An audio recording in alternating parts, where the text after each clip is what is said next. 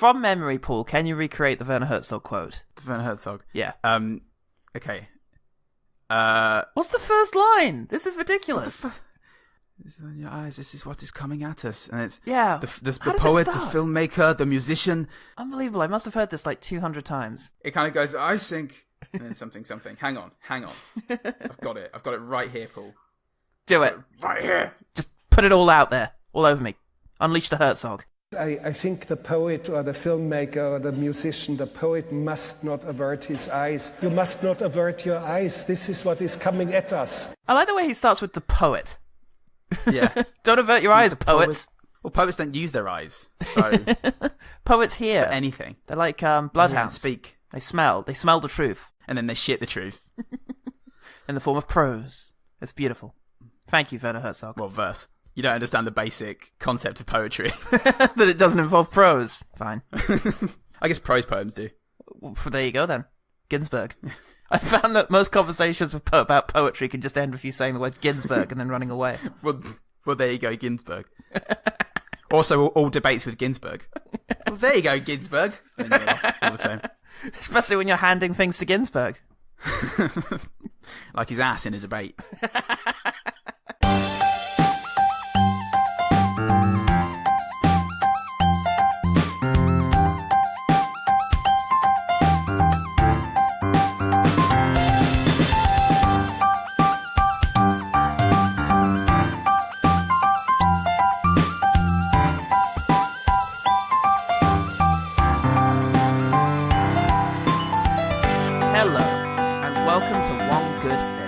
Podcast that's just about got the hang of it now.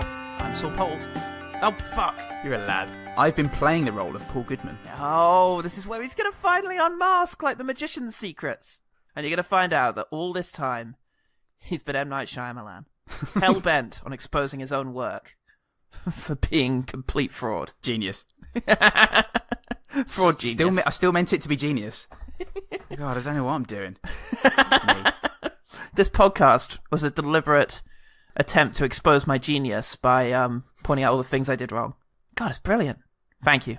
You're correct. Welcome. Welcome, everyone, to our 100th episode, kind of. They give or take. Not counting the quick things, the film till combat, or that Harry Potter thing we did last year. This is the 100th stuff that we've put out there. Yeah. Coming at you 1 year and 1 week after our very first episode. God. Or a week out now and forever, because Goodman took an extra week of holiday this year. 3 weeks and a 1 year. Bloody avocado generation. Yeah, I didn't tell it, and that's how you get around it, listeners at home. Just don't tell your boss. Yeah, it was just, hello and welcome to One Good Thing, the podcast that talks about the haunting this week. I'm Paul Salt. And then I allowed 12 minutes of silence, hoping that you would come in. And it just didn't happen. You're so yes and. I thought, let's see where he's going. I'm not going to criticize him for his 12 minutes of nothing. I don't want to stifle him. We've been here before. This time, I'm not going to edit it out. And that's why our review of The Haunting was what it was. Today, we are going to be reviewing our very first episode. That's right. It's the one good thing about the one good thing about Batman vs. Superman. Hello. And welcome to One Good Thing, the podcast that attempts to find the shimmering bat signal in the dark, broody Gotham sky. Where is that metropolis? Dawn of Justice. Dawn of Extended Justice. Edition. Extended edition, starring Zack Snyder as the film. Later on, we are going to revise our top and bottom 10 films that we've watched for this podcast, ruminate on the last 50 episodes, revisit our mission statement that we never fucking write down and changes every time we talk about it, and take some audience questions. I want to do it. Yeah, live. Live? Well, Possibly. what? What are you doing here? You invited the audience to my house. Wait, that's what live means? I've been reading books all wrong. Somebody help Tom Sawyer. He's in real trouble. Dear Jeremy Corbyn. I don't know if you know about this shit going on in the bayou. That's not where it's set. Anyway. One Good Thing About Batman vs. Superman is a film review podcast that tries to find nice things to say about Zack Snyder's much-derided film Batman vs. Superman, Dawn of Justice League. There's no real structure to the conversation, and we both seem very slow and nervous. It was recorded in the mid-afternoon, in my freezing cold living room. For a long time, it was our most listened to episode, which thank fuck is no longer true. Thank Christ, Paul. Jesus Christ. If we could be grateful of one thing. We still get it. I still get it. Hey, just come across your podcast. I listened to the first one. Oh, you hate me then? Yeah, you're my real friend in real life. Why would you do that? I told you. I got that tattoo on you to say never to do that. Yeah, you're really pushing the definition of I got a tattoo there. Well, I got it. On you. On your mum. And all your mums.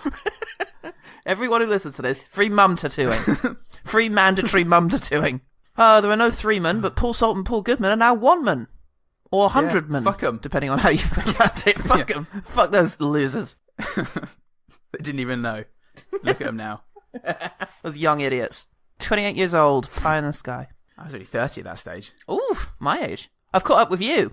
I'm as old as you are. It's one of those things like Shrek, you know how long ago it came out? I'm as old as Paul Goodman was when we started. Wow. That makes you think. So, Paul, you met a man. Oh, me. What's one thing about the one good thing about Batman versus Superman that made you want to make 100 more episodes? It was that excellent desk setup that we had going on, wasn't it? In which you were on the floor. Yeah, My sofa propping you up. You're totally limp. Well, I don't know if you remember because you were hunched over your very loud PC trying to shout above the sound of the fan. But I actually had the microphone on your bookshelf over, like next to your window. Did you? Yes, and I was on a chair. Holy fuck. And I was hunched forward, but with my face not in the microphone, which explains why you don't hear half of what I say for the first 10 minutes. Come on, let's not talk as if we're both not sat here with our microphones on top of piles of books. No, but we have improved considerably. We both have chairs at this stage, and I got a separate monitor. We're not sharing a chair. Yeah, or a joke I have 2 anymore. monitors. We've got jokes of our own. That's right, we have jokes of our own. Good times. Very good times, brilliant times. But Paul, forget about those. What happens in One Good Thing, episode issue 1? It's quite quiet, isn't it, in the beginning? Much like when God created the world.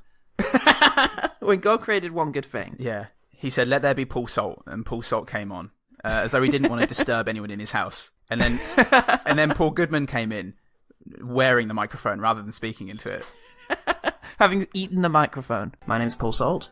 I'm Paul Goodman. We just start talking about the film. We after about a minute, I think. There's no preamble. There's no jokes. Nope, there's no preamble, no jokes at all. We really should have gotten you out of that well before we started recording. Really. Yes. And I think I would have edited out some of my lip smacks at this stage.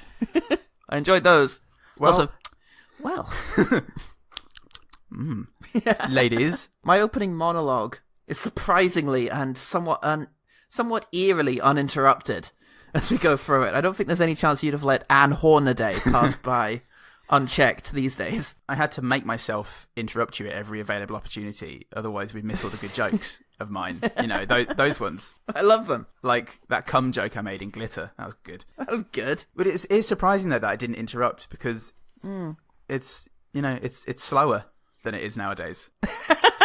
It was easier, sorry, but you did it less often. I finish even fewer sentences in the first episode. Nice, love than it. usual. Yeah, could have edited out the silences as well. But who's counting? But I mean, in terms of content, the plot of the episode, we immediately just start talking about the 7 discussion points that you wanted to bring up. Yes. It's the 7 things that this film was trying to do. I try to enforce some structure on this fucking thing. You tried to throw a big sack over a hurricane. We do. Got it this time. In spite of my sort of over-talking opening, we do descend into absolute obscenity by the 7th minute of the podcast. No one worries about that, though, when a male superhero picks up with a... They just go for it, son. Go on, Superman. Yeah. Oh, show her. As Lois Lane goes in for her 3rd pelvic x-ray, This got gross. This got gross much earlier than I hoped it would get gross. You ramped that up. You set the tone, I think, for the next 100 episodes. Oh, fuck. We do just about run through the plot. 17 minutes in, we start talking about the plot, is the note that I have. Yeah, I feel like it's almost by accident. It is. It's like an afterthought. Like, oh, by the way, here's what happens in this movie. So there's Batman. Batman? There were some pretty good jokes in there. There were fewer. It was more like a conversation and less like two people screaming for help. Which is what made it funny, I think. It's what made it listenable when it became really desperate. No, they haven't jumped the shark yet. Not interested. You know, we had a conversation where I felt I made some salient points. Yeah. I love the fact that there's just little bits left in. Like when I count the objectives manually, it's just a little bit of me going 1, 2, 3, 4, 5, 6. It's like, why leave that in? That's so interesting. This is the interesting thing. We recorded for what, an hour and 45 minutes? Yeah, for about an hour longer than the episode is. Cut a full hour. And yet we didn't cut that bullshit. You've got to imagine the stuff we did cut. Jesus Christ. Some of it was content, though. I don't believe you. I have other stray notes, like the fact that that's not Darkseid. And I think I knew it almost immediately. It's Steppenwolf. Yeah. I think I'd read that somewhere. The guy who appears to Lex Luthor at the end, but there it is. I don't know. I don't know the fucking intricacies of DC's ultra villains. Yeah. If they're not the Joker, fuck it. Bit of real talk, listeners at home. We don't actually know things. Hey, just peeking behind the curtain. We're idiots. Behind the kimono here. No, fuck all. When we have to say a fact, we just say the opposite of that fact as well, and then we just edit out whichever one's wrong. Our episodes are very long. We have to offer alternatives on literally everything we say. I really like this film. I hated this film. And then you Google it. And then take out the one that's appropriate. Whichever. Oh, there's an amateur attempt at some audio jiggery-pokery at about 12 minutes in, where I clearly didn't say Batman, and so tried to edit myself saying Batman from later in the conversation. For the longest time, I can remember DC Batman is the only hero I really cared about. Because I love Batman. That's fun. That is part of a panic that we had generally about recording on podcasting, I think, where we didn't understand the idea of getting it in post. Or, you know, for me especially, it felt like I was actually performing in front of a live audience where what I said had to stay in. Yeah, but this is the opposite of that. This is me trying to do post-production work and saving it in post, and it sounds incredibly unnatural. Oh, well, I think saving it in post nowadays would have just involved the little 3-man jingle. Yeah, sure. With one of us going, "Hello, OG team. We're fucking idiots again." Here's how. I will say regarding our attitude towards the DCEU, which does take up quite a lot of our conversation, first of all, it feels less urgent now. Back then, there was this real feeling of, we've got to sort this shit out. But now that it's very much off the boil, and we've had did we have a second DC film this year, or was it just Aquaman? I can't remember. Wasn't it just Justice League Aquaman? Yeah, now that it's kind of become a non-entity, it feels less pressing. And consequently, you can take these things more for what they were. It's interesting that Nightmare was our favourite scene. Movie Bob hates that scene in his very thorough deconstruction of why this film is bad. I feel like we enjoyed it largely from an aesthetic point of view. We liked, you talk about the stakes. There's a sort of feeling that the post-apocalyptic vibe is cool and that it has a sort of griminess to it, and as a standalone episode it's quite fun. Well, I think as the best done part of the film, it's difficult not to like it, and maybe, you know, if it's out of place, then maybe just make the rest of the film fit it. Tie in with that. It even works a little as an anxiety dream for Batman to have, because he's worried about Superman's power. It kind of makes sense for him to have an anxiety dream about Superman becoming this all-powerful being that destroys the world. It's a little unclear how Batman seems to have caused climate change in some way. Maybe he farts CO2 emissions. Oh, you're talking about Superman because you said Batman again. Oh, for fuck's sake! It's been 2 years! We're leaving it in. Don't fix it in post. Also, I think, did my note say earlier?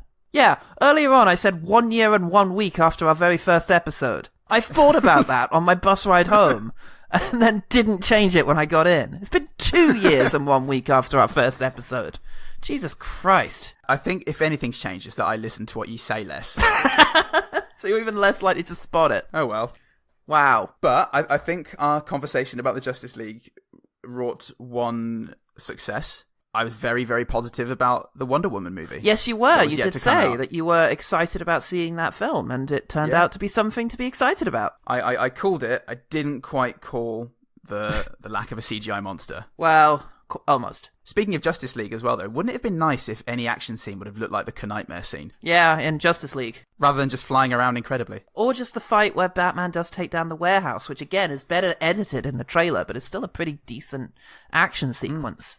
Yeah. In terms of showing the force and power of Batman. Yeah. It's still a really underdeveloped film. Time hasn't changed that. It's still a film that feels ill thought out and overstuffed. Yeah. But it is one that has undeniably well-directed sequences by a guy who does know how to do action pretty well. Saying that feels perverse, though, because look at Man of Steel. Look at the last hour or so of Man of Steel.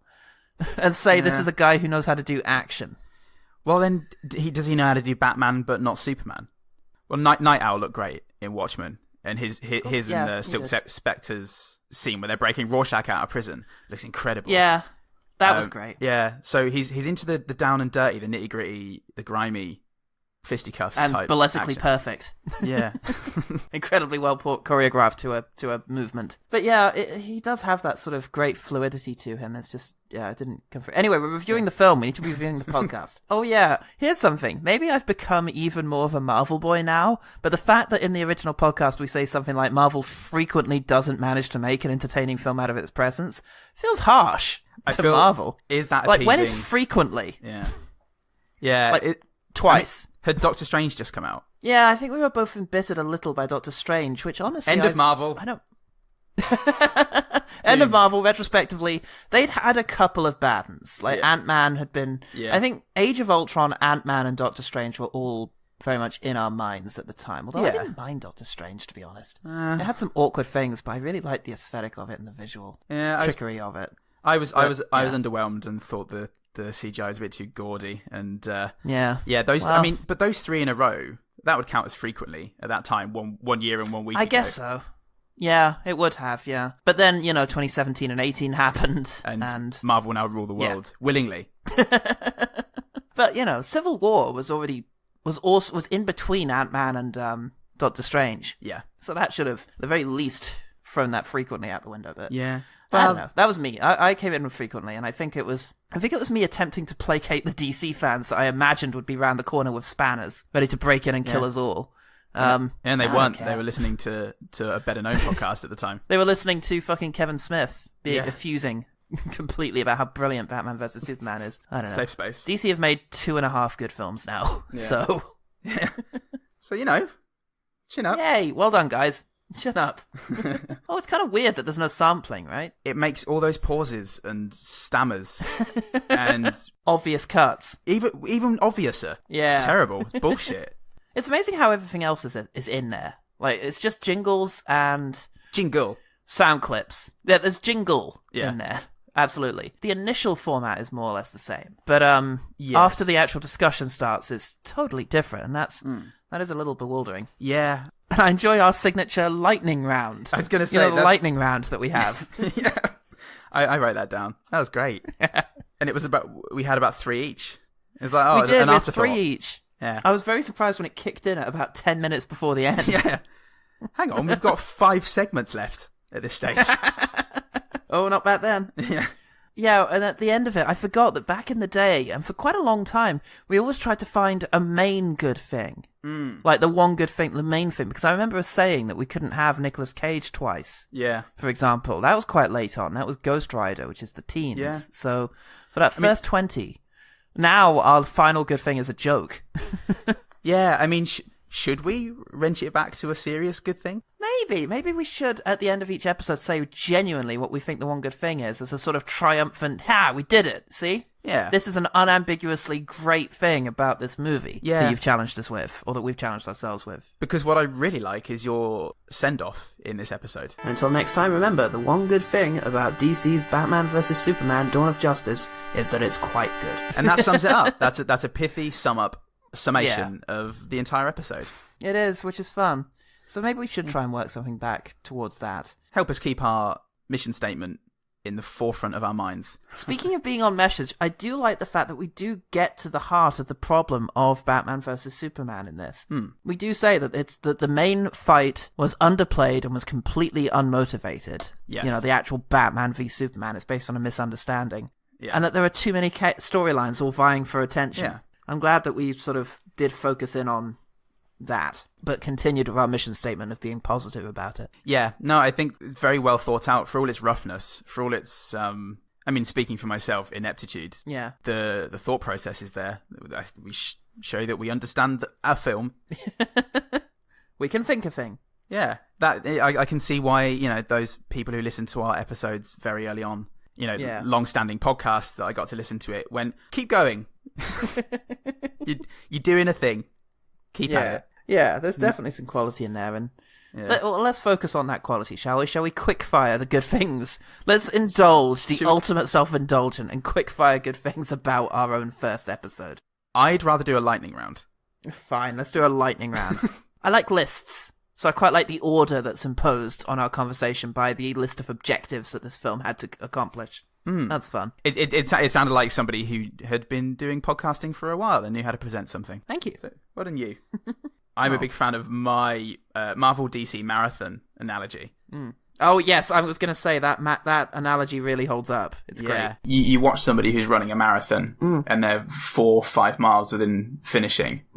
If a guy just fucking comes out of the woods, like just struggling to get a bib on with a number 8 on it, and then just starts jogging the same speed towards the finish line, it's not... My guess is he'll get a mixed reception. Yeah.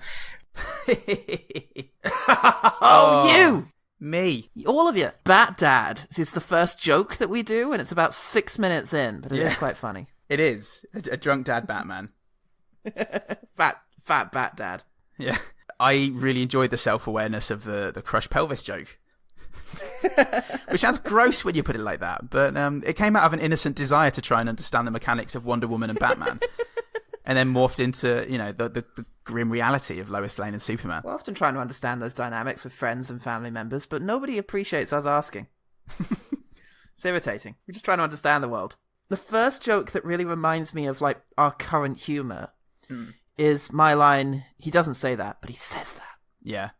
Yes. Which really feels like later me and reassures me that, hey, I wasn't a different guy. Yeah. A different, more boring, terrible guy. And I think we got into it as the episode went on, for sure. Yeah, we relaxed. We did relax. I didn't properly relax until about episode 83. That's when you unclenched. Yeah, finally. You can actually audibly hear it. Oh, go back, listeners. See if you can spot it. I misused the word authorial in there, which I think was great. Bless him. Just occasionally... I don't know if it's getting a bit of authorial in here. Grateful. I don't know if you get this, but just occasionally you're pulling for a word. Yeah. And it comes to mind, and you think, that sounds right. And you listen back to it and go, no, that wasn't right. In any way. Oh, what? You mean when you use the word, you use any other word than Batman when you're trying to refer to Batman? I know how that feels. It's pretty authorial of you. I used it to describe the rush that the screenwriters felt trying to work in all these things in order to set up the Justice League. Right. To introduce all the characters, set up all the themes. And that's not what authorial means. Okay. Authorial is just a strong author's voice that you can see through the fiction. I see. So it would be like if their signature was hurrying in order to introduce elements into the thing. Exactly. Say, just like framing a shot around an ass is Zack Snyder's authorial voice. Authorial stamp, right, yeah. Okay. His constant promotion of the butt. He's a big supporter. Yeah. I had forgotten many of these quickfires. So I enjoyed that. I enjoyed listening back to this and having someone point out things that you should remember are good about Batman vs. Superman. And specifically, I forgot the really neat detail about how Superman figures out that Bruce Wayne is Batman by overhearing his earpiece. I thought that was really good. Yes. I think because it's when I look back on the things that I've done in life, I tend to do it with one eye covered and vomit rising in my throat. And when there's something that's actually saying... How you graduated. Yeah. Hate that I got it first. So did they. Yeah, they did. But here you go, prick. Ponce. Thanks, Mayor. Ponce Goodman. Ponce Goodman. Headmaster? June. Sorry. You liked me. You gave me that job. Yeah, so when we do make a salient, cogent point, it's like, it's like you said earlier. It's like, it's the same guy. Just got to sort of dig a little deeper to get that good stuff. Yeah, there's definitely an authorial voice going on there of being good about things. Batman, Aquaman, whatever. 17 minutes in, just before we talk about the plot, you can hear me quite audibly turning the page of my notebook, which, I don't know, was kind of eerie. That's diegetic, It connected me to that moment 2 years ago. or 1 year ago, depending on how far into this episode you are. The Coens heard that and went, shit, we've got to go back in time and make No Country for Old Men now. To the time machine. My last one is an indicator of the Paul I was about to become. I very, very seamlessly work the word spoilers into the sentence. Oh, yeah, I noticed that. In the same outbreath as the rest of that sentence. Yeah. It's one of those things that I say that slips by unnoticed. And it's noticed by maybe one person 3 months later. Or one Paul 2 years later. Yeah. Hang on, that was funny, mate. Oh, thanks, mate. You from the past says. Get back into your black hole. I told you about coexisting. Oh, God. Get the time broom out. Paul, what was the one good thing about that episode? I mean, listening to it tie again. everything together with. I mean, I think you kind of said it, which is that it definitely is evidence that we have improved. Not to throw shade on this episode, I'm very proud of it, and I'm glad it was our first thing out the gate. I think we did a pretty good job of it, but it's good to know that we're a lot smoother at this now, that we have moved on quite a bit. It's good for the old confidence, that. It certainly is. One other good thing, though. Our mission is still there, and it's pretty pure early on. It maybe isn't as developed as we have come to accept it, but it is there, the idea that we're here to talk positively about films that everyone else has profited by talking negatively about. I think there's that to it, and I'm pretty appreciative of that. The concept is fetal, I think. It's there in idea. Yeah. And we're yet to flesh it out and voice it in different ways on other podcasts. But it was there, and we believed in it. We were saturated with cinema sins and red letter media at the time. Yeah. And yeah, it was there, and it very much still is. You still get a whole bunch of... I feel like The Last Jedi actually changed things a lot, because after The Last Jedi, most of what I saw, and maybe this is just the algorithm figuring me out, most of what I saw were people saying, here's why you're wrong about The Last Jedi. There was a lot of people who sort of were very keen to point out that they got it, you know? Which has its own problems, but still, there was a lot of videos out there to say, look, in spite of everything, here's why it's great. Yeah. And a lot of ones that were... Red Letter Media and Cinema Sins, you know, stuck to their guns in terms of shooting down everything that they find in popular culture. God bless them. Despite Cinema Sins being fans of most of the movies he does. Yes. Which is even better. Great. Which is news to the directors.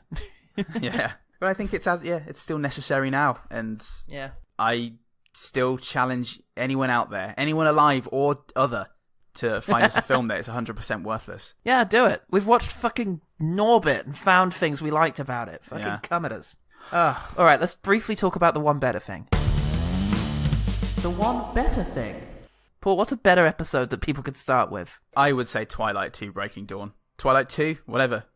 That's a very good episode. Yeah. If you want to go early, I think I remember Dorian Gray being really good. I think we were definitely in the swing of it by Dorian Gray. Go have a listen to that. My first favourite episode is The Devil Inside. I remember the jokes coming thick and fast with that, and us quite enjoying the film. Yeah. For all its shitness. Some really lovely digressions. I'm specifically thinking of the Diana colonic irrigation bit. Oh, yes. And the Channel 4 exorcism. Yeah, that's it. Yeah, there was some good stuff in there. Yeah, if you want an early episode to sort of get on board with things, I'd say that one. There's no formula for guaranteeing which episodes are going to be good.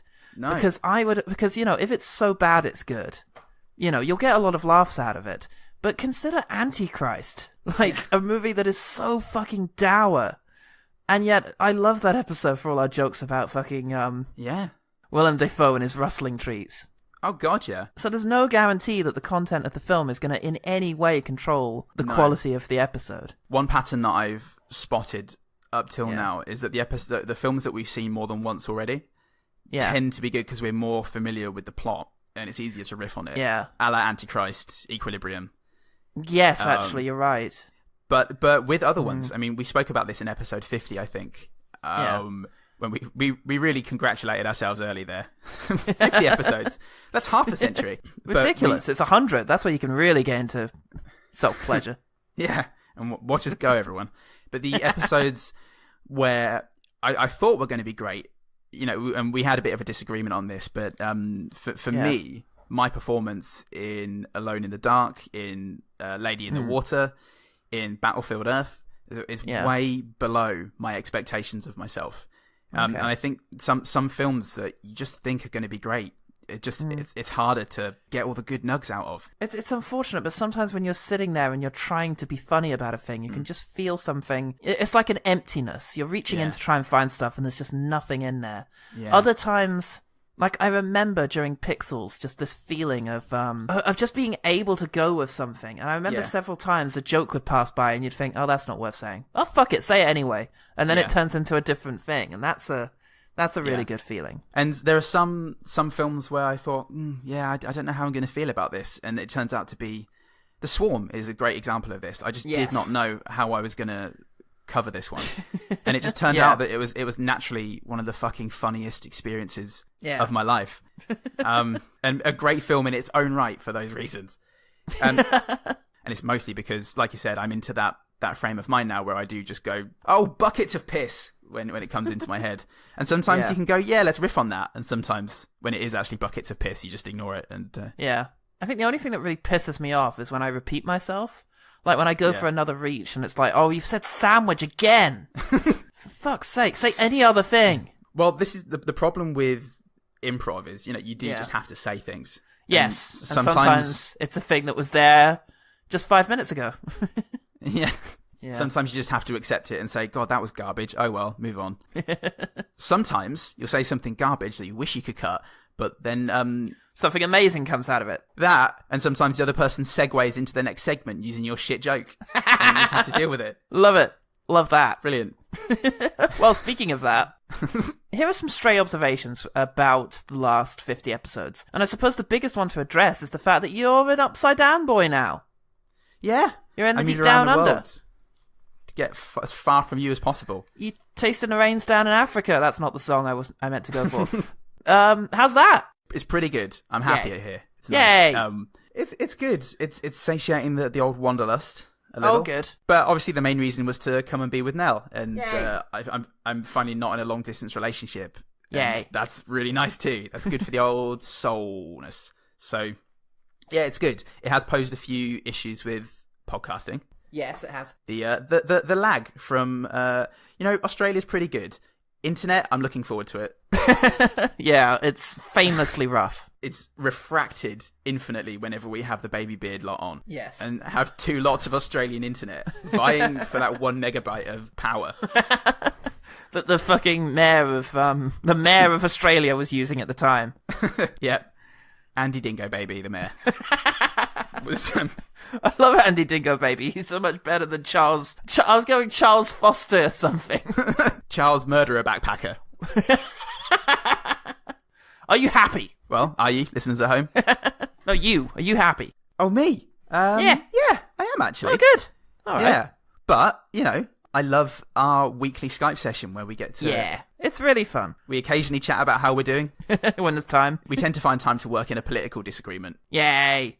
Before getting on with that good comedy. It's what leads to the comedy, is that tension. It was sexual when we were in the same room, so now that we're a continent away, we're several continents away, it has to be political tension. Moral tension, yeah. But it's a poor substitute for that sexual juice that threatened to fly between the two of us. That literal juice flying about the place. Yeah. Where did that come from, Paul? Which hole? You don't want to know. It's for the Caine hole, the Michael Caine hole. It still works. I think our dynamic still works even at this distance, although there's every chance, because you're coming back for next week's episode to the UK. Yeah. There's every chance that once we actually have some of it face to face, it'll be like, oh yeah, this is much better. You'll be able to hear the boners, ladies and gents. Slapping about the place like a Ben Affleck sexy dance. Like a couple of muscles, doing what muscles do. Doing what muscles shouldn't. I think we've gotten used to it. Like, just there, I made a joke and then waited a couple of seconds for you to hear it. Yeah. Just like instinctively. It's like being a stand-up comedian. You pause for the laugh. You work it in, like Dara O'Brien. And so far, it hasn't involved a Dara O'Brien style, ah.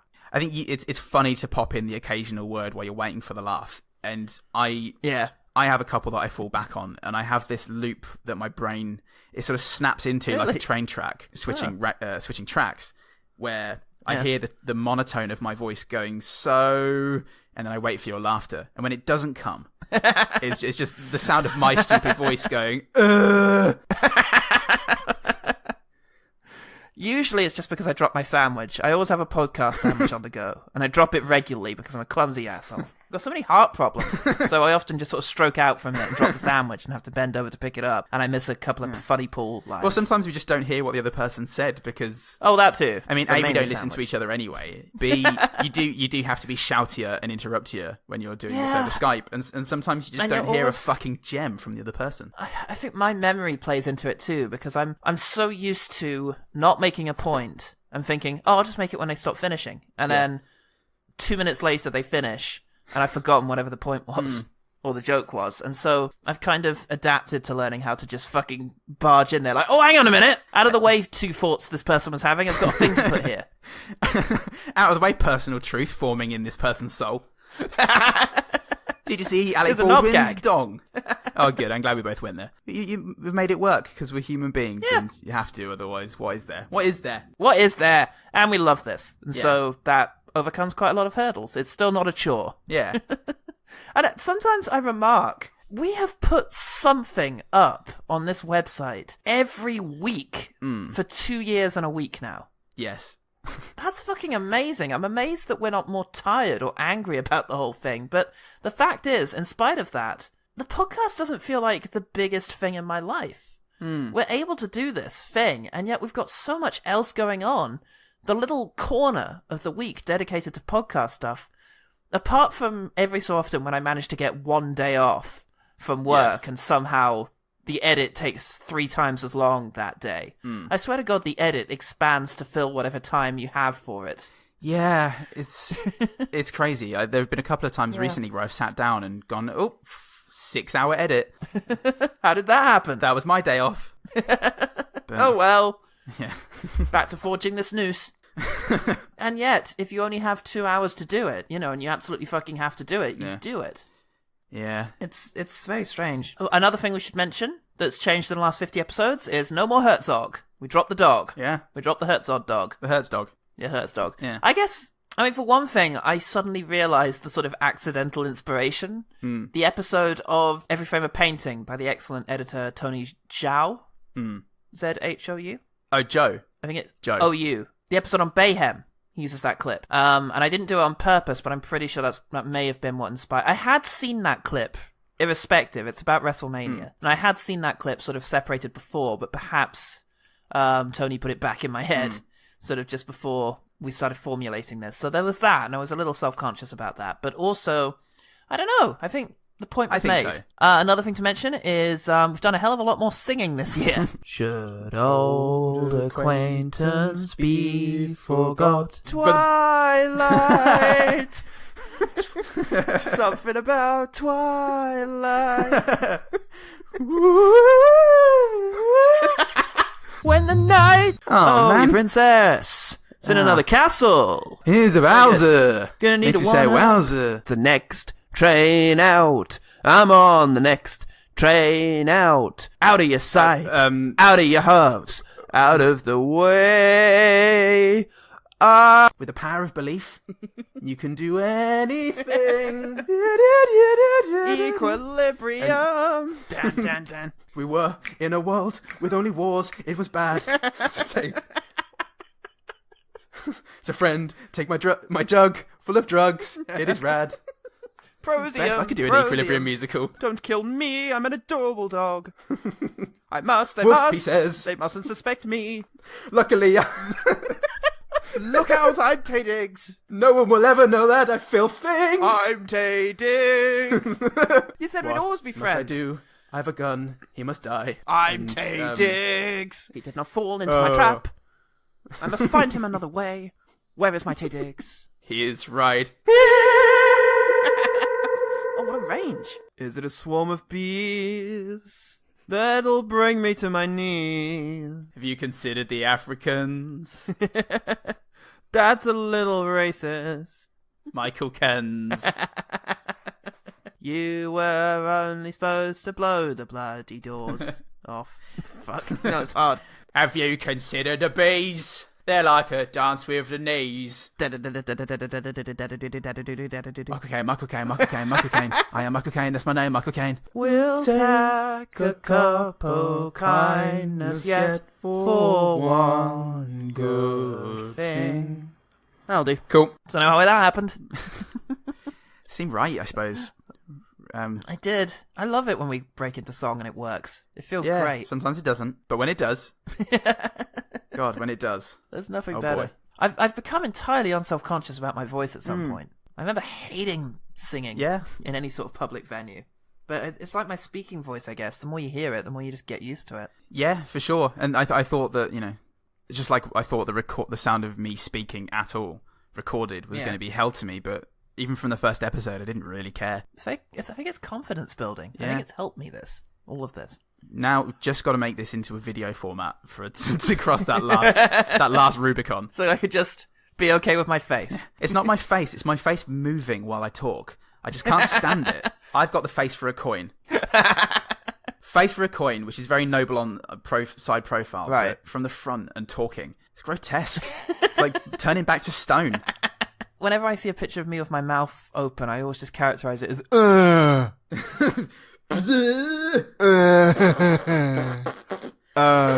pretty. It's pretty. It's rough. We have been doing more collabs this year. We've, You Know What I Like was really fun. That was a great one. We finally got Video Negative, Ollie from Video Negative, on to do Birdemic. That was brilliant. Yeah, that was great. Baby Bearders again, of course. Yeah, a few times. It's been really nice working with people, and it's something I hope we do more often. Yeah. Because it's always fun to have a different perspective come into this thing and someone else to laugh with. As well as from a slightly self-serving point of view, it's nice to have an audience sometimes for the things we say. Yeah, which is not to say that we're disappointed with you, listeners at home. We love you. It's just, I wish we could hear you. Yeah.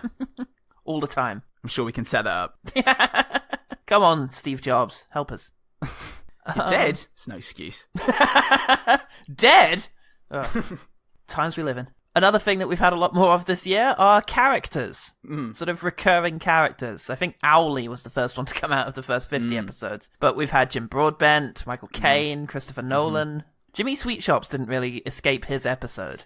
He was a great creation, I think. But he kind of... He was his own thing. I'm sure he might come back in a real sort of hashed up, bastardized form the next time we review a James Corden shit pile. But yay! But yeah, it's best sometimes not to revisit these things, and instead move on to a different member of James Corden's immediate family. Let's just hope one of them does something really publicly embarrassing and shit. I'm looking at his estranged brother, Bames Corden. To be honest, I think it only works when the voice is fun for us to do. Yeah. And those three voices in particular, the sort of, and, my name. Yeah. And, sort of, oh, easy, mate. Yeah. Those are just three really fun voices that we enjoy doing. Yeah. They fleshed out completely by accident, and now they're impossible to let go. Yeah, we just return to them because we like doing them. That's the only thing. Who's going to be next? Who's next? Is it going to be Daniel Craig? The impressionist dream. I am Daniel Craig. Nice one, mate. Oh, brilliant. Nice one. Love it. As you said earlier, we've been doing a lot more correction dubs this year. Yeah. Largely, I guess, because it's much harder for us to hop back on mic. I remember a couple of times in the first 50 we would get back on mic just to record like little bits or a little bit of extra stuff. It's a lot harder to do that now with us in our time zones, and so we've leaned more heavily on dubbing us in, correcting ourselves. And I think that also works, yes, especially with the Freeman jingle. It can be, no offense to you, I'm sure you feel the same way, it can be a nice chance to just record something on your own.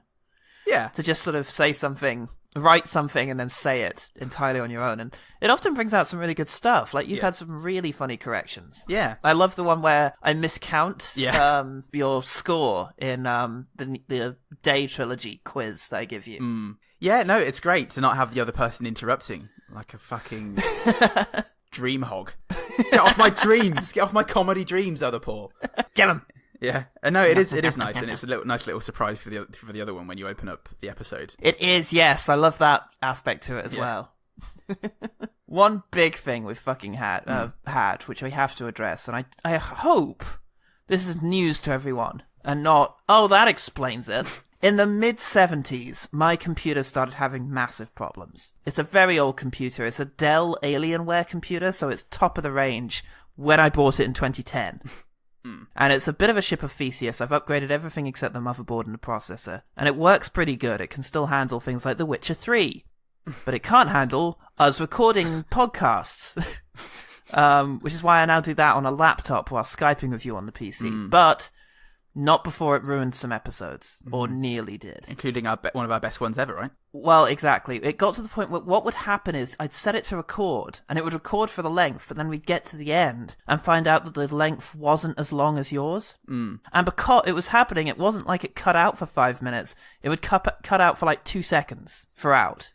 Yes. So lots of my lines would just stop abruptly, and suddenly we'd be out of sync again. Yeah. Then we recorded The Swarm. The minute the recording was over, I felt like this was our best episode. And I was 20 minutes short, if I remember correctly. Yeah. And I didn't have time to edit it. It was about 1 a.m. I had to go to bed. And I just felt fucking miserable that whole night. Thinking, it's ruined. Every line of mine is going to be like half full. And when we eventually went back, it wasn't that bad, but I still had to record a whole bunch of lines in order to set up gags. And when you know that's the case, I think you can hear it. It's alright, son. When I was a boy, I'll set a fire and kill my mum and dad. I didn't do it on purpose, though! Now you gotta be with your mum. So if that is your favourite episode of all time, listener at home, enjoy, you fucking prong. It's still our best. It's the thing. Enough of it survives that it's still our best. It's just, I was so upset. And there's a couple of other episodes too where you can hear me awkwardly dub in lines in order to set up jokes that I refuse to lose. Most notably the whirlwind romance in Sharknado. There's an oil-nado, followed by a fire-nado, because one leads to the other. 2 Sharknadoes get together and they start making out. They have a whirlwind romance. Obviously, no smoke, no fire. Couldn't bear to lose that, but the setup line was ruined, so I had to record the setup line again, and it shows. Worth it though, for that joke. Worth it. Whirlwind romance, the best. I think that's about it for developments. Otherwise, we're pretty much the fucking same. Pretty much, same pair of twats. Talking. And during that talking, we talked about an awful lot of films, some of which we've liked more than others. That's right. It's time for us to end the episode. Yeah, but... Oh, go on then. Let's talk about our... You know what? Let's start with the bottom. All right, cool. Let's end on a positive note. So first of all, we're going to talk about the films that we just really, really resented trying to find good things about. Well, at number 10, we had Sound of Thunder. Little Willies. It wasn't particularly hateful or mean, but it was just straight up garbage. And it looked like hell. Profoundly boring. Yeah. Very boring. Oh, God, yeah. Terrible plotting. Total bastardization of the short story it was based on. Just a real low effort. Yeah. At number 9, remarkably low down, is Sex Lives of the Potato Men. Jones says you've got a big cock. One of the grossest and most upsetting sex comedies or comedies ever made. All the worse for being British. It's just really relatable awfulness. It's just 3 really tiresome guys that you meet down the pub. And immediately want to just cross the city to get away from. But every now and then, you have to accept that those 3 guys have a good sense of comedy and know how to escalate a disgusting joke. And for that reason, they're better than that racist person that sits in the corner shouting at tan people when they walk into the pub. Well, it's better than him. Yeah. Speaking of which, number 8 is Transformers 2 by Michael Bay. Give me your face. It made me feel very, very dirty and unsettled the entire way through. The beads of sweat that you can see on Rainn Wilson's face as he's perving on young women as that lecturer, it's just foul. It looks like a stroke brought to screen, and it's 45 minutes too long. It's fuck me the length. And it feels like a really aggressively bad joke that's being played on you. Number 7, The Last Airbender. Are you the Avatar wrong? Just a grossly ineptly made film. It's a spectacular lesson in how not to do a thing. That's impressively bad. Next to the only other British comedy in the top 10 list, thank you demographics and our listenership in America, is Lesbian Vampire Killers. I'm not going to bum you or anything. It's Horden and Korn and all the really rough jokes they make about, lad jokes about fannies. And about solving a plague of lesbians with a sword shaped like a cock. It's got Paul McGann in it. That makes it worse. Painfully unfunny. Speaking of which, number 5, Norbit. Utterly ill-conceived, really poorly acted, just really, really aggressively mean-spirited and spiteful. Yeah. The jokes don't only not work, Yeah. they physically hurt, I think. Yes, and the scenario is garbage. And it's just, a really lame, lazy piece of work. Yeah. Speaking of lazy and painful, Sex and the City 2 Abu Dhabi. Yay! Wow. Do they also bring their balls? Yes, they have many, many balls. Do they also bring their balls? Yes. Balls? Undoes everything good about the series. Just absolutely nothing of worth. Number 3, Bucky Larson. You make my heart smile. Now, does your heart have buck teeth, too? Shut your cock. A film that didn't make our bottom 5 last year when we did this list, in spite of us having seen it at that point. It's grown on us. Yeah. Like Bucky Larson's teeth. Yeah. Good one. Lame comedy, offensive sense of humor, just really aggressively anti-something. Yeah. The Bucky Larsons of the world that they've identified. Really mean-spirited and cruel. Hey, Paul. Yeah. Was Paul Blart Mall Cop 2 meant to be in this list? Yes, I feel like maybe Bucky Larson is taking up Paul Blart's space. Maybe we could put Slash. Joint 3. Yeah, joint third. Yes. Bucky Larson, Joint Paul Blart Mall Joint Cop third, 2. let's laugh at people who are different than Adam Sandler. You're eating. He's eating it. I'm going to throw up a little bit, I think. Joyless corporate shill of a movie. Yeah. No jokes, never knowing when to shut the fuck up. Quit warrior ahead. Gross. Speaking of mean, lazy, unfunny, contrived, unfunny bullshit. Yeah. It's Jack and Jill. What is Evil Knievel doing wheelies in there? What? It's Adam Sandler and Al Pacino star in this thing, and it's just faux sentimentality at the beginning and end, bookending it to try and give it some sort of message, but really it's just shit jokes. She's funny, she's a fat Jew, haha. Yeah. Al Pacino's gross. Yeah. And number 1, the worst film that we've ever watched in relation to this podcast is Grown Ups 2. What? It's not a movie. Yeah, it's not a movie. It's a series of SNL ideas. Yeah, failed, rejected SNL ideas. That's a tautology. So you can see... They've never rejected one yet. These are the ones that Sandler's keeping for himself. Please give us these. How about... Yep, put it in. Okay, let's wash that foul taste out of our mouth. The taste of... I mean, there are elements there of just laziness, of just vulgarness, I think, is something that we react to quite poorly. And...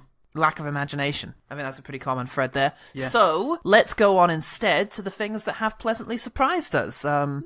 Positive things. These are the films that, for whatever reason, we enjoyed. Discounting, of course, our Defense of episodes, all of which we enjoyed. At number 10, it's The Boy Next Door. Oh my god, this is a first edition? I can't accept this. This must have cost a fortune. It was a buck at a garage sale. Jennifer Lopez sleeping with her sleazy Guzman. It's just great fun and really unpredictable, and it's when it's bad, it's endearingly bad. Yeah, it's very funny bad. Speaking of which, yeah, Twilight Breaking Dawn Part 2. It's the only Twilight film we've seen. Well, I've seen the first. Oh yeah, and but it makes no difference really.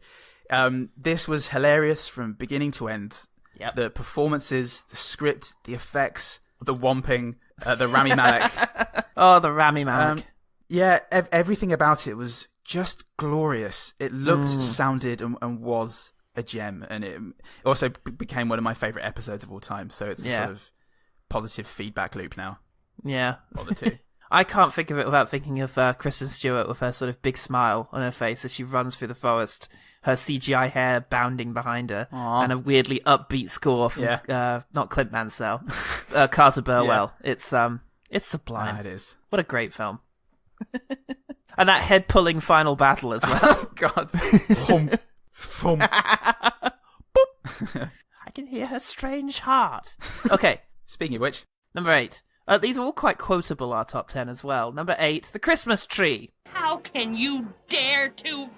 All right! Now you know. And now that you know, you better make sure you don't tell him a thing.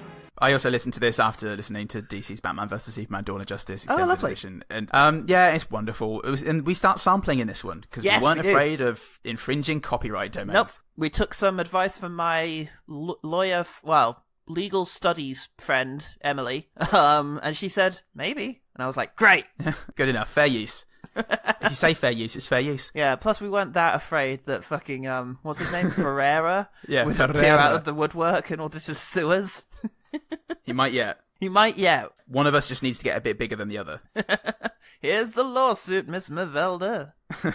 Yeah, brilliant. And it's a great film. It's very short. It's all on YouTube. Watch it. It's great. Yeah. Number 7, The Happening. Mother of God, what kind of terrorists are these? Yeah, it's the best Shyamalan because funniest. It's every mistake is hilarity in a box. Every mistake opened a painting onto the world. Yeah, it is a Hieronymus Bosch of hell coming to Earth. Hieronymus Bosch of Zooey Deschanel. She's the horror comedy genre's Hieronymus Bosch, and it's just hilarious. Nothing works. It's ridiculous. Nothing from again. Everything about it is a complete failure, but it's entertaining from beginning to end because of the creepy, detached way that Shyamalan directs everything he does. Yeah, it's got to be the performances for me that drive it. Wahlberg, Deschanel, everyone, the fucking hot dog guy. Yeah. It's a rogue gallery of terrible performances, and I adore it for that. Yeah. Speaking of which, yep, number 6, Highlander 2, The Quickenong. I see a man with a great destiny before him. Who is he? Show him to us. Let him show himself. Let him feel the quickening. It's just a fabulous big cheesecake of a movie. Very unpredictable, very weird, a strange direction to go in. Great performances from Michael Ironside and Christopher Lambert. Utter insanity in terms of the contrivances it's willing to go to. Mm-hmm. And yeah, just really, really funny. Yeah, great episode as well. Yeah. Oh, speaking of which, Manos of number 5. Manos! Not dead the way you know it. He is with us always. Arise, wives of Manos! It's not Manos, the is it? Oldest of the wives. They're not wives of Manos, are they? Oh no, they're not. They're wives of and similar japes you. can be heard in our episode. It's just a joyously bad movie that was owned by the director as well. Oh yes, yeah. It's so many of these are just endearing, and I have so much affection for them because they tried to do this thing. It didn't work at all, and it really made me laugh beginning to end. Absolutely. Number 4, At Long Last Love. When gray should one rise at sunset or at sunrise. Well, when you figure it out, call me. Probably the first legitimately good film on the list. Yeah. There's not much about At Long Last Love that works as so bad as good. It's mostly just good. It's got some great musical numbers, some really endearing performances. You still listen to. Great, there's some brilliant songs in there, and it's just a very sweet-natured film that was made out of a place of love, I think. And it doesn't quite hold together as, it doesn't deserve to be a classic, but it certainly deserves to be seen. It's very good. Yeah, like a Christmas or something. Yeah, it's good fun, and it's got that feel of the old style musical. Yeah. And there are a couple of numbers in there that'll just, have you rolling about. They're so good. Yeah. So that's what I do when I enjoy something. I have epilepsy. But no, there's some really funny bits, like the whole Racket Club song. It's marvelous. It's great. No. Rodney, is that you? I got his name right! Oh, shit, yeah. Guy from Blazing Saddles. Only took another 20 episodes. Number 3. Yeah. Gem and the Holograms. The Holy Grams. And you know why? Because we got heart. Because we got heart. Because we got heart. Yeah, we do. Yeah, we do.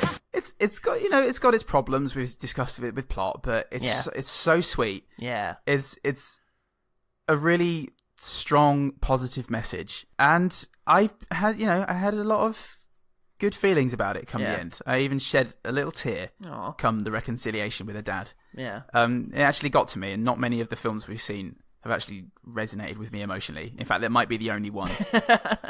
Yeah, actually, maybe. In that sense. I don't remember crying in any of the others, so yeah, that's fair enough. Yeah. Okay, number 2, the film that I've described in our conversation as The Swam. Michael Caine's The Swam. Will history blame me or the bees? Oh, it's so good. It's very long. It's too long. And you should watch it in 2 goes. You should stop halfway through and come back, because otherwise it will lose its charm. But when you come back again and everyone's still talking about fucking bees, You'll sink right back in, and it's brilliant. The general is brilliant. He's so po-faced and serious about this ridiculous threat. Michael Caine is a firework of a man, just exploding in every direction, going from angrily shouting in 1 minute to angrily shouting in the next, but occasionally also just becoming a sort of sweetheart type when there's a woman about.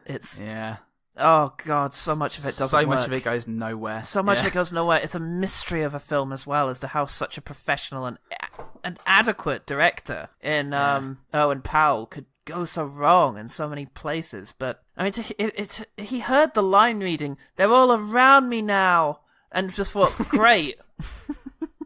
Put it in. Oh, I've lost control. Millions of bees. Yeah. Bees, millions of bees. What could be the film that the Pauls love more than Michael Caine's The Swam? A film that's funny and good and entertained them more than any other film. What could it be? Was it Lesbian Vampire Killers? Yeah. Nicolas Cage's Lesbian Vampire Killers. They're the same three things I like. Funny. Yeah, it's Vampire's Kiss. Hey. You call yourself a psychiatrist? Genuinely good. I think it's an excellent film and really underrated. It would have been, if I'd have seen it beforehand, it might have even been a defense episode because it needs a reevaluation. We need to stem the flow that is the memification of Nicolas Cage and keep it reserved for just the films that deserve it. Yeah. Not Mandy or this one. Okay, well, those are our bottom and top 10 films that we've watched in relation to this podcast. Some really great gems in there, and a lot of stuff that you should be really fucking avoiding. Look out, folks. Great. Let's move on and take some questions from our beloved public, the OG team, as we've affectionately known them. For a bit. As you and I refer to them as. First off, we've got Blokebusters podcast. He said, would anyone like any toast? Yeah, go on. All right. Put mine with a serving of... Shut up, Blokebusters. Idiot. Get out of it. But also, out of all the films that you've covered, excluding ones that fall outside your usual episodes, which ones would you be okay with watching again? Ooh, now that is top interesting. 10. I mean, yeah, the top 10. It would be that, but Vampire's Kiss in particular. I really would like to watch At Long Last Love again soon. Full Starts podcast said, what's the lowest amount of money you'd need to kiss the other on the taint after a run? That's not how negotiation works, sir.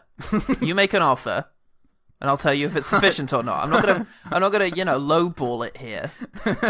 Make a proposal, sir. And I also don't want to price myself out of the market here. So you tell me what you think it's worth. You don't want to be unattainable, do you? Oh, £10, I reckon. Full Starts podcast. Thank you for that question. Oh yeah, we are also both fucking broke. So seriously, whatever you've got on you. Yeah. I mean, how long was the run? Because yes is the answer. I just want to know the situation. More details.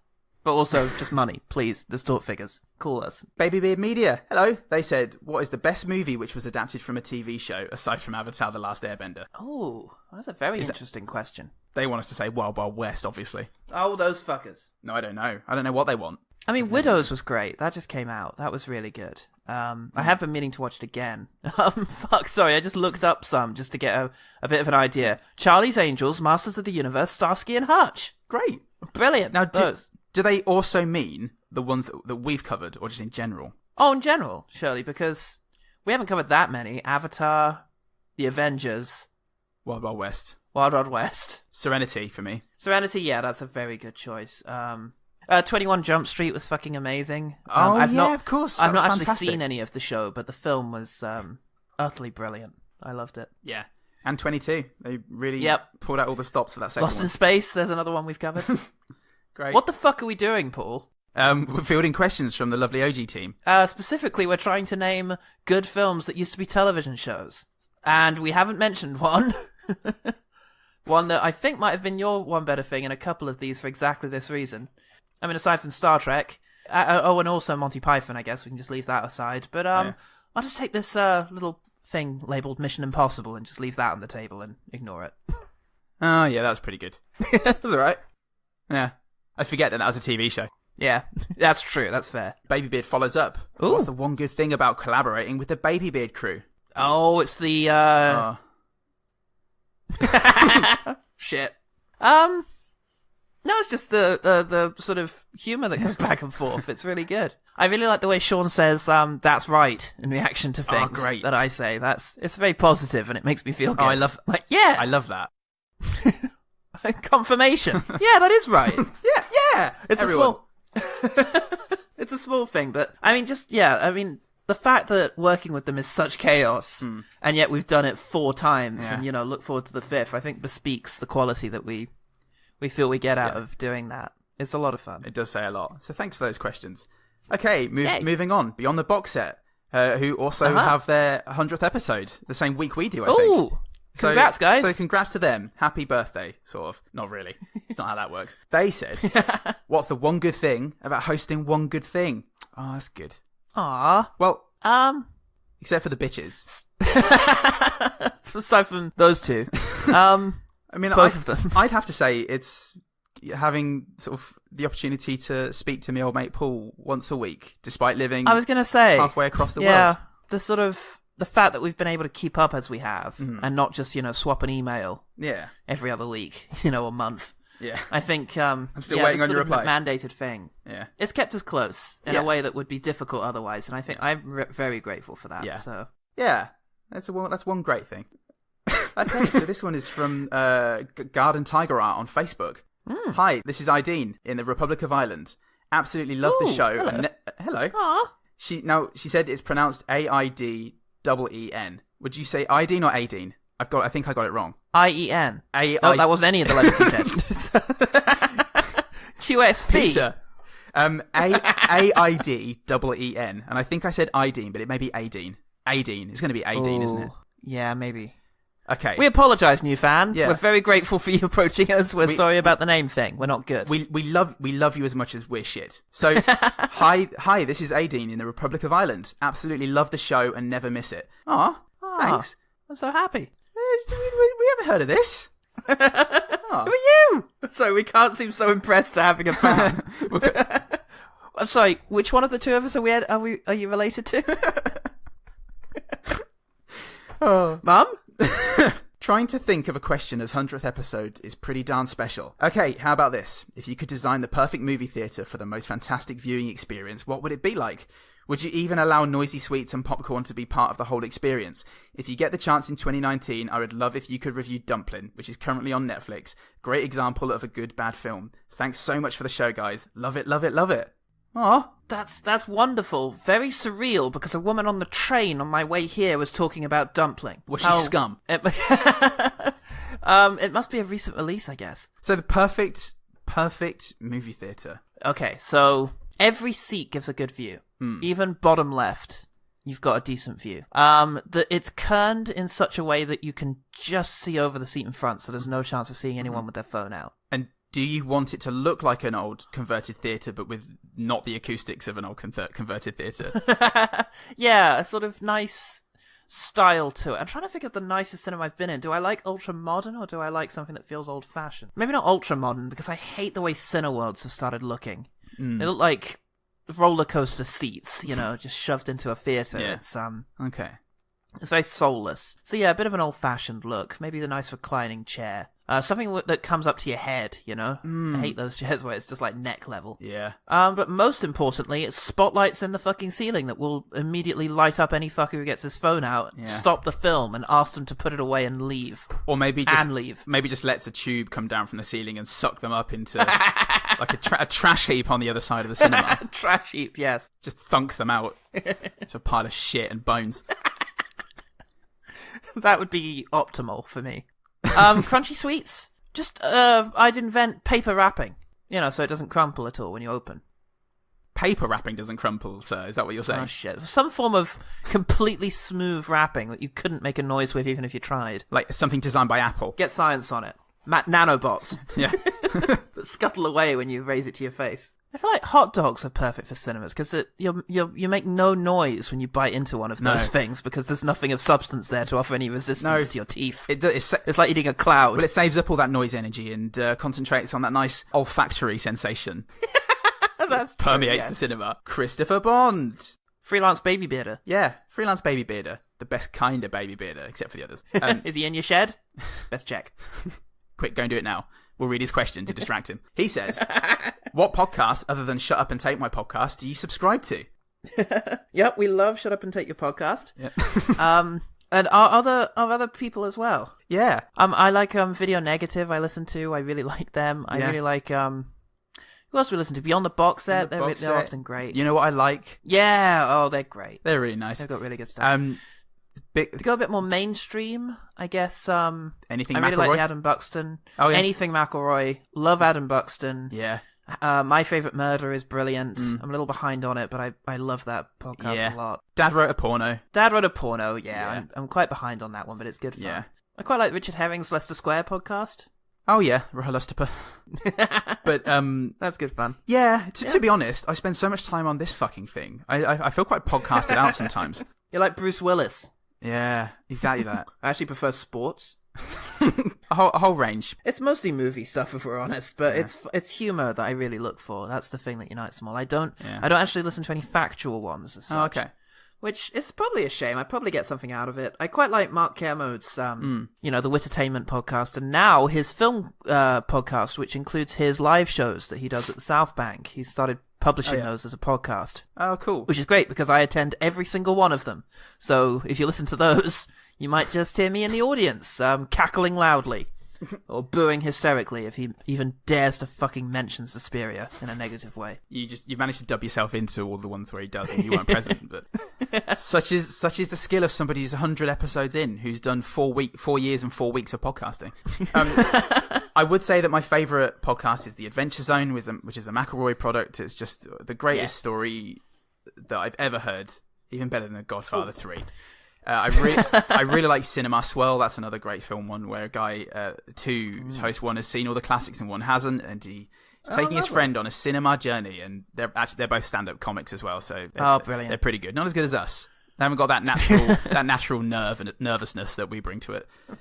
That lack of experience that we really fucking nail. I forgot to also mention the great one. Oh fuck, what's it called? The Worst Idea of All Time. Yeah.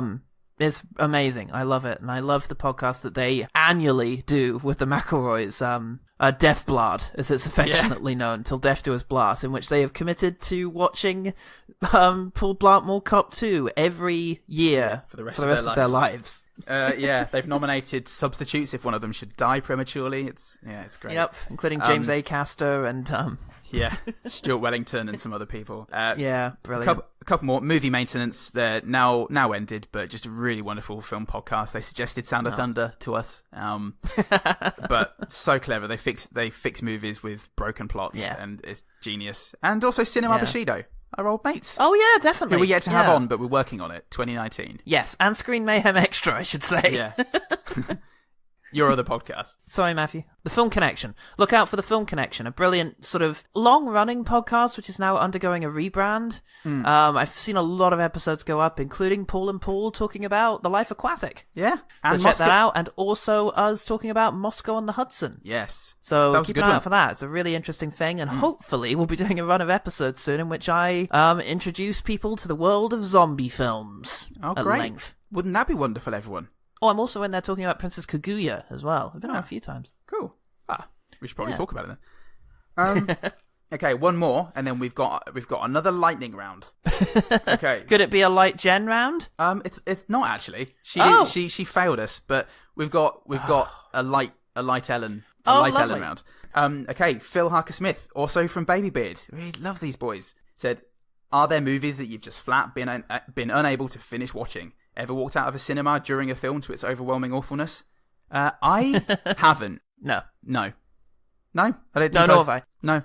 Sorry, that was the end of that thought. Yeah, sorry. I haven't.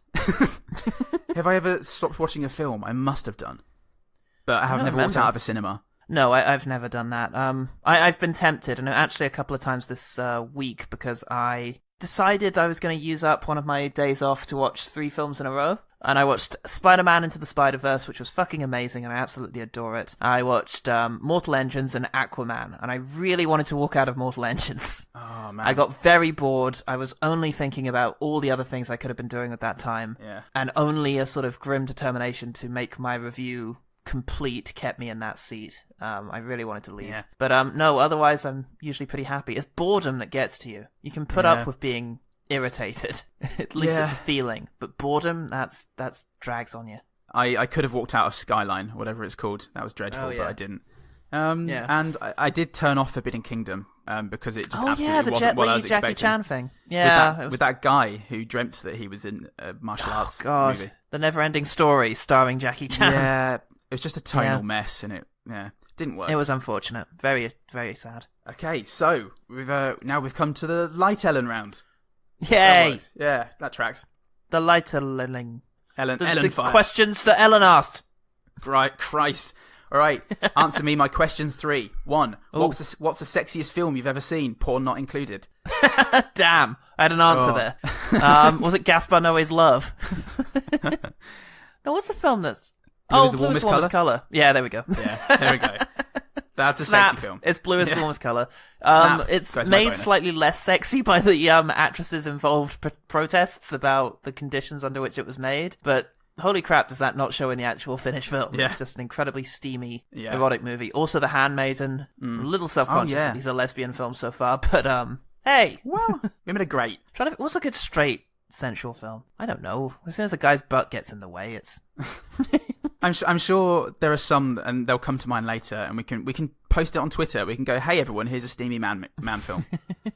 Yeah, it's just heterosexual sex is usually filmed in such an unrealistic way. It's hard to really relate to it. It's the two main actors kissing closed-mouthed. Yes, closed-mouthed and sort of rubbing each other and lots of fade-ins. I always think of the one out of Desperado. You know, the scene between... Huh? Oh, okay. I thought Nell was miming a suggestion. What was it? Magic Mike is apparently a sensual... sexy it is. Film. Yeah. Sexy. Channing Tatum. He dances his way all the way around that film. It's a good point to lead on to the next question of this lightning round. Would you rather have to watch Grown Ups 2 once a week or have a painful UTI after every good film you see for the rest of your life? What's a UTI? Urinary tract infection. Yeah. Well, how long are we watching Grown Ups 2 for? Once a week. Once a week. Yeah. And that's a lot of antibiotics, though. Yeah. Your body you can't handle that. You know what? Do I have to, watch it, or can I just have it on whilst I do other things? No, you have to watch it. It's like In Time. You have to... It's like a Clockwork Orange. To get that extra life extension, you have to watch Grown Ups 2 for your clock to extend. Yeah, fuck it. Wednesday will just become Paul Blart Day. It's not Paul Blart Day? God. Don't commit to that as well. We'd call it Paul Blart Day. It would be a joke between us. Yeah. It'd be great. Also, finally, which Paul should I kill to survive on a desert island? I mean, is that meat off me? It depends. Are we on the desert island and you have to kill one of us to survive, or is it? Is it about your mental health? You have to decide which one to kill before the desert island sequence. It's in terms of eating. There's more of me, but I can't. I don't think I'll be very healthy. Not very good meat. Yeah, very, very, very gamey, and cholesterol's cholesterol, mate. I reckon we'll gang up on her and push her into the ocean.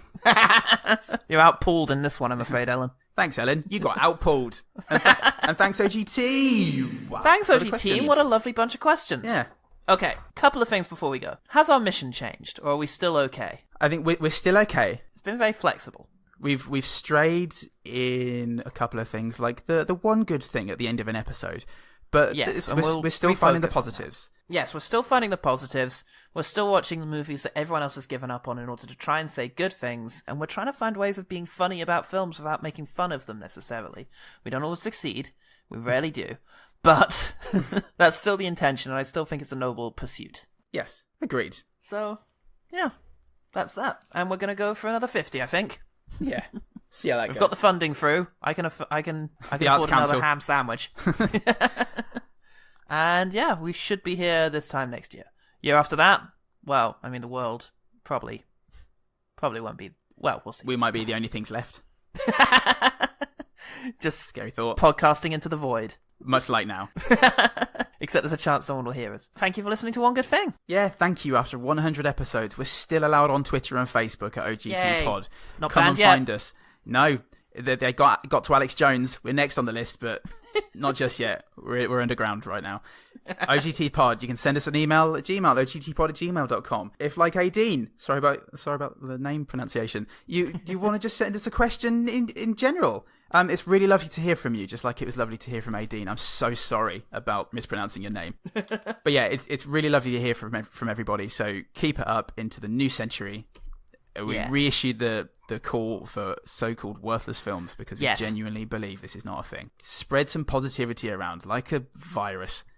And yeah, if you haven't reviewed us yet, do that. Share us with a friend. It's so good to see it spreading around, and for them to say, we love the bit that you did in that episode. Yeah. That's my favourite bit. Paul, you're still on Screen Mayhem against all odds. Yep, still on Screen Mayhem. Check me out there. I'm doing all sorts. All over the place. Just more reviews, more interviews, more of that kind of thing. And I'll be doing my top 10 favourite movies of the year so far very soon. So, but it won't be the official list. It'll just be a sort of preliminary list. The real list is going to come when we do it on OGT in about April. The best list. The best list. This is the clickbait list. Nice. Last Jedi, number 1 again. Come disagree with me, everyone. 15 reasons why The Last Jedi is working from home on $55,000 a year. Of your money. Thanks for the last 100. It's been great. Yeah.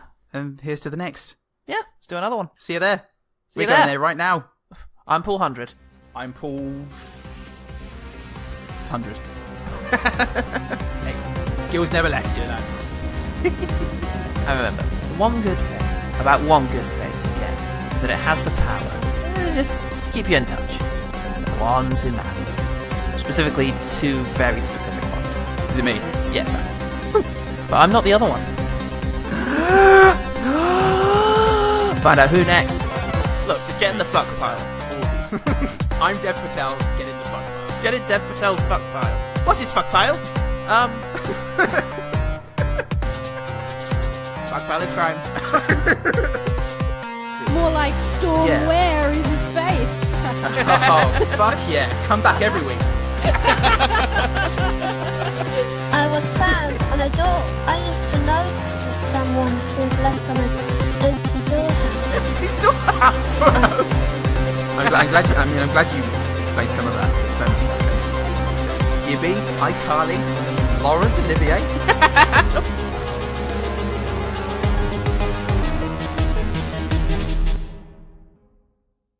Sorry, is there parmesan in this pesto?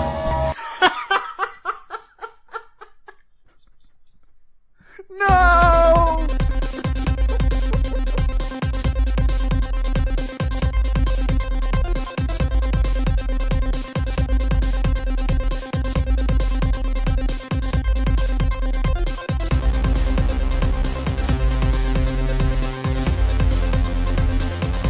He is told to find your balance, prick, and is then murdered by a good old-fashioned stab in the boy. And it gives superpowers to anyone. My superpowers, now give it a third. I remember seeing a kind of Rocky Horror screening version of this version of Macbeth where the audience was handed insulin syringes. It was under their seats.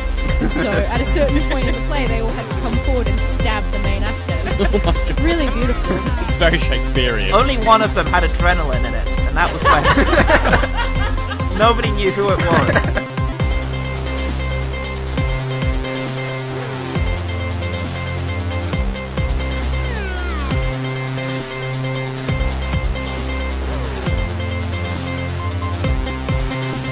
Fuck. I anticipated that the cat would have exploded shortly after having seconds. No, he went on to live a long life before exploding in some other dude's face. Exploding of old age.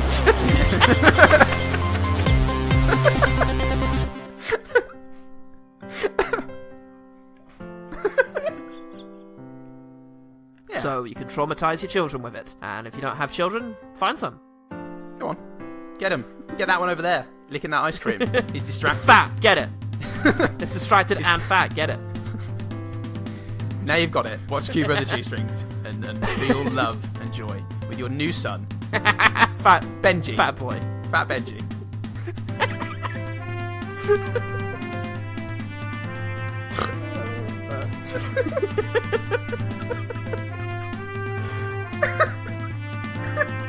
I love you, Fat Benji. I thought I wouldn't, but I really love you, Fat Benji. And I told myself I wouldn't. Not this time. Not again. But I'd die for you, Fat Benji.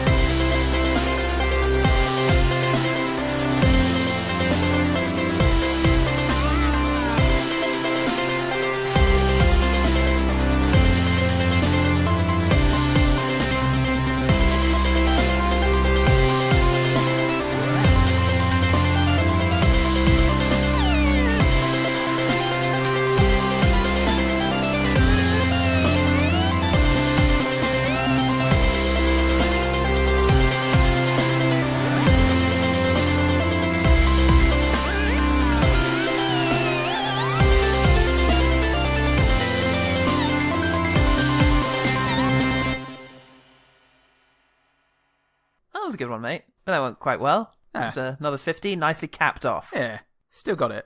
Yeah. Hey, what's next up on the schedule? What have we got? What we got up here now? Oh, that's weird. I'm looking at the list, and it's just a weird series of symbols that I don't... Hmm? Paul?